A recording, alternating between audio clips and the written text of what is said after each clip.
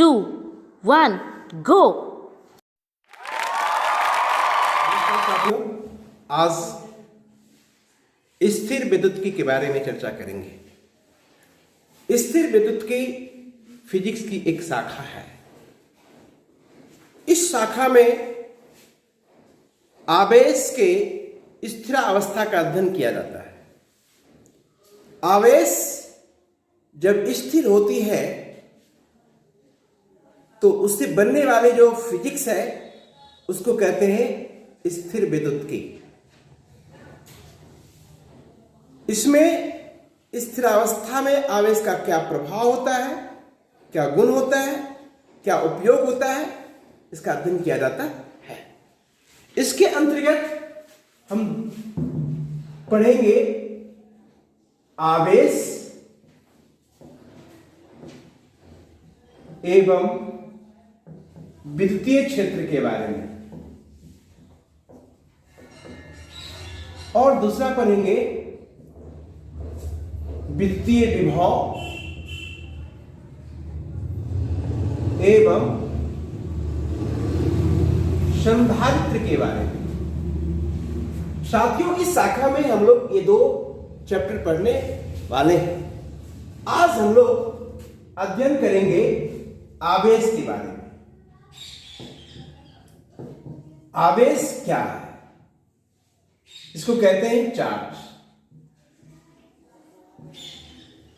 साथियों, पिंड के एक गुण से आप परिचित होंगे, वो है द्रव्यमान। पिंड के द्रव्यमान के कारण एक बल का अनुभव होता है, गुरुत्वाकर्षण बल।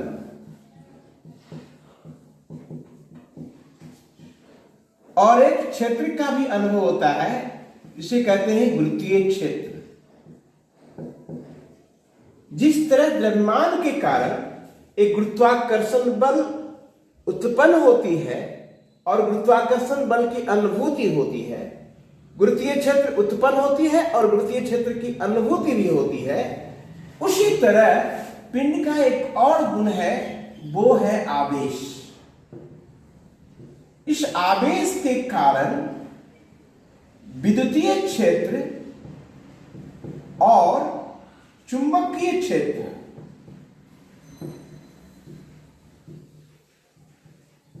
उत्पन्न होती है और उसकी अनुभूति भी की जाती है। इसलिए आवेश की परिभाषा में कहते हैं, आवेश पिंड का वह गुण है जिसके कारण विद्युतीय क्षेत्र और चुंबकीय क्षेत्र उत्पन्न की जाती है और विद्युतीय क्षेत्र और चुंबकीय क्षेत्र की अनुभूति भी की जाती है, उसे हम आवेश कहते हैं। ये साथियों, ये आवेश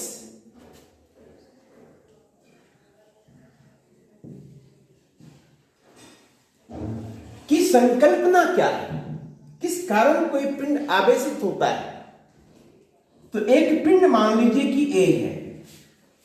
आप जानते हैं कि दुनिया का हर चीज अणु से बना है, अणु परमाणु से बना है। परमाणु के अंदर में एक नाभिक होता है और नाभिक में प्रोटॉन और न्यूट्रॉन होता है। नाभिक के बाहर बहुत सारे कक्ष होते हैं, इसमें इलेक्ट्रॉन मूव करता है। साथियों, ये इलेक्ट्रॉन के निकलने से या इलेक्ट्रॉन के आने से, इलेक्ट्रॉन निकल गया या इलेक्ट्रॉन आ गया, इलेक्ट्रॉन के निकलने से पिंड धनावेशित हो जाता है और आने से पिंड ऋणावेशित हो जाता है। अगर किसी पिंड, मान लीजिए कि 2 पिंड है, एक पिंड A है और एक पिंड B है, इससे एक इलेक्ट्रॉन निकल गई तो एक इसके ऊपर एक धन आवेश आ जाएगा, और B से अगर एक इलेक्ट्रॉन इसमें आ गया इस पर एक ऋण आवेश आ जाएगा। अगर A 2 इलेक्ट्रॉन खो देता है या उससे निकल जाता है तो उसके ऊपर 2 इकाई धन आवेश आ जाता है। B के ऊपर 2 इलेक्ट्रॉन ग्रहण कर लेता है या 2 इलेक्ट्रॉन उसमें आ जाता है तो 2 इकाई धन आवेश हो जाएगा। अगर A 3 इलेक्ट्रॉन खोता है या इससे 3 इलेक्ट्रॉन निकल जाता है, इसके ऊपर 3 इकाई धन आवेश आ जाएगा। और B अगर 3 इलेक्ट्रॉन पाता है या ग्रहण करता है, उसके ऊपर 3 इकाई ऋण आवेश आ जाता है। अब आवेश देखें कि एक धनावेशित होता है और एक ऋणावेशित होता है। यानी आवेश दो प्रकार के होते हैं, एक धनावेश और एक ऋणावेश। इलेक्ट्रॉन की निकलना मतलब धनावेश होना, इलेक्ट्रॉन का आना मतलब ऋणावेश होना। तो आप यहां प्रश्न कर सकते हैं कि इलेक्ट्रॉन ही क्यों निकलता है, प्रोटॉन क्यों नहीं निकलता है। साथियों, जरा इस बात को स्क्वायर से समझिए कि इलेक्ट्रॉन और प्रोटॉन, इलेक्ट्रॉन नाभिक के बाहर रहता है और प्रोटॉन नाभिक में रहता है। इस पर एक बहुत बड़ा बल काम करता है, नाभिकीय बल काम करते रहता है, नाभिकीय प्रबल बल कार्य करते रहता है। और एक प्रोटॉन का जो मास होता है वह 1837 इलेक्ट्रॉन के मास के बराबर होता है।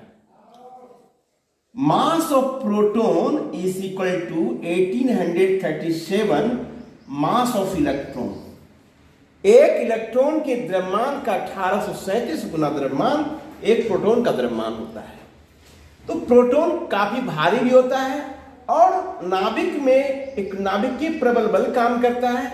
इसलिए आवेश की जो संकल्पना करते हैं, आवेश के होने की बात करते हैं, वह प्रोटॉन से ना होकर के हम इलेक्ट्रॉन की बात करते हैं। इलेक्ट्रॉन के निकलने से धनावेश और इलेक्ट्रॉन के आने से ऋणावेश होता है।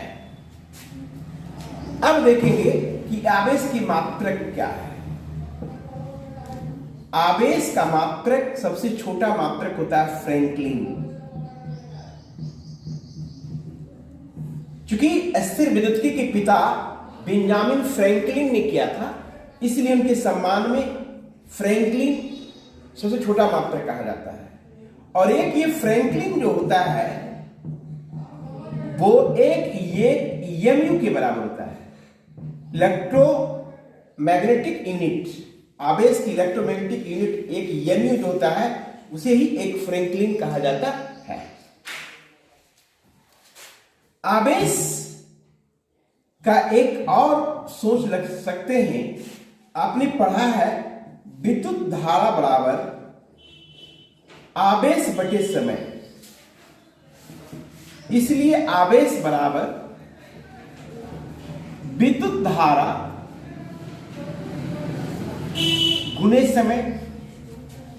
आवेश विद्युत धारा का मात्रक एम्पियर होता है, समय का मात्रक सेकंड। एम्पियर सेकंड आवेश का एक दूसरा मात्रक है। एक एम्पियर सेकंड को ही एक कूलम कहा जाता है। क्योंकि आवेश के संदर्भ में, आवेश के दोनों बलों के बीच में अगस्टिन डी कूलम की बहुत बड़ी योगदान थी। उनके सम्मान में इसका मात्रक रखा गया एक कूलम। एक एम्पियर सेकंड बराबर एक कूलम हो गया। एक एम्पियर घंटा भी इसका अन्य मात्रक है। एक एम्पियर घंटा का मतलब हो गया 3600 एम्पियर सेकंड। एक घंटा में 3600 सेकंड होता है, यानी 3600 कूलम हो जाएगा। और आवेश के एक और मात्रक होता है, इसको बोलते हैं ESU, इलेक्ट्रोस्टैटिक यूनिट। एक इलेक्ट्रोस्टैटिक यूनिट होता है। एक कूलम जो होता है 3 गुने 10 की पावर 9 ESU के बराबर होता है। एक कूलम 3 गुने 10 की पावर 9 ESU के बराबर होता है। आवेश की एक बड़ी मात्रक होती है फैराडे। एक फैराडे 96,500 कूलम के बराबर होता है। साथियों, इस तरह से आवेश के बहुत सारे मात्रक हो गए। फ्रैंकलिन हो गया, EMU हो गया, ESU हो गया, एम्पियर सेकंड हो गया, एम्पियर घंटा हो गया। एक एम्पियर सेकंड को एक कूलम कहते हैं, एक EMU को एक फ्रैंकलिन कहते हैं, एक एम्पियर घंटा को 3600 सेकंड कहते हैं, एक फैराडे 96,500 कूलम के बराबर होता है, एक कूलम 3 गुने 10 की पावर 9 ESU के बराबर होता है। इस वीडियो में हम लोगों ने आवेश के प्रकार, आवेश के मात्रक के बारे में पढ़ा। अगले वीडियो में हम लोग आवेश के गुणधर्म के बारे में सीखेंगे। तब तक के लिए आपसे विदा लेते हैं। साथियों, जाते जाते कहता हूं, चैनल को सब्सक्राइब करें, लाइक करें शेयर करें। फिर मिलेंगे अगले सत्र में। नमस्कार।